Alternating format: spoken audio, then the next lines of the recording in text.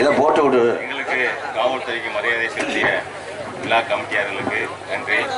இந்த நாடகத்தை நல்ல முறையில் கண்டுகளித்து எந்த சச்சரவும் இல்லாமல் நல்லபடியாக முடித்து தருமாறு விழா கமிட்டியாளர்களையும் பார்வையாளர்களையும் காவல்துறை சார்பாக அன்போடு கேட்கிறேன். என்னடா மைக்கு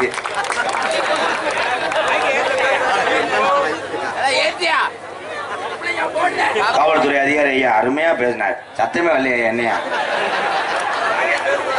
மற்ற நேரம் பிடிக்கும் போது மட்டும் எங்களை நொங்க கலட்டுறிய ஆட்சி புக்கா அதான் நாங்களும் உங்களோட பிறந்த ஆளுகிறேன். நாங்க வேற ஆள் இல்லைங்க.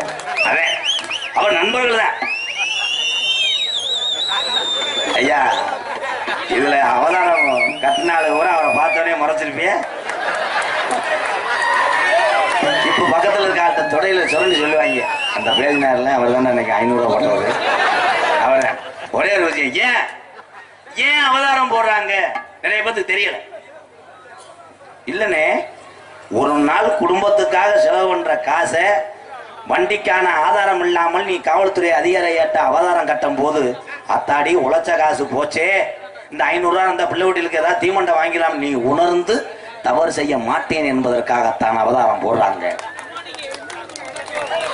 அதுல சில பேர்லாம் இந்த சிவகங்கை பஸ் ஸ்டாண்டுகிட்டலாம் காவல்துறை ஐயா ஃபைன் போட்டாருன்னா அவன் அன்னைக்கு பூரா வேலைக்கு போக மாட்டேன்.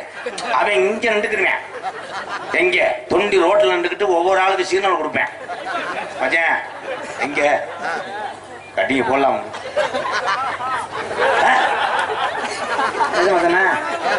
எத்தனை போலீஸ்? 4 பேரு. அப்படியா?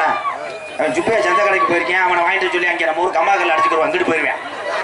அடுத்து ஒரு ஆள் வந்திருக்கேன் வேமா பொண்டாட்டிக்கு பிள்ளை வந்துச்சு சிவகங்கை பாக்குறதுக்கு ஒருத்தன் சொல்லியிருக்கேன். ப்ரோ ஓத்த உனக்கு பிறந்திருப்பா கிட்டு வாடா போய்க்க. அடுத்து ஒரு ஆளு 100ல இவனை கவனிக்கல. 100ல போனவனை சீனம் கேட்க ப்ரோ ப்ரோன்றாண்டா சீமக்கர்ல சட்டா சடன்னு விட்டு சீமக்கர்ல விட்டுருக்கேன். அங்கே ஒருத்தன் வெளியே இருந்தவன் மிரட்டு ஓடி அப்புறம் வெதற வச்சு முள்ளில குத்தி இதுக்கு மேல ஜோக்கு இல்லை. அவ்வளவுதாங்கய்யா, கொடுத்த காசுக்கு விட்டான். என்னத்த சொல்ல, சிவகங்கை அன்வாரியா ஹோட்டல் என்ன ஓட்டிருக்கு ஜலால் ரூபாய் 1001 அன்பளையத்துக்காக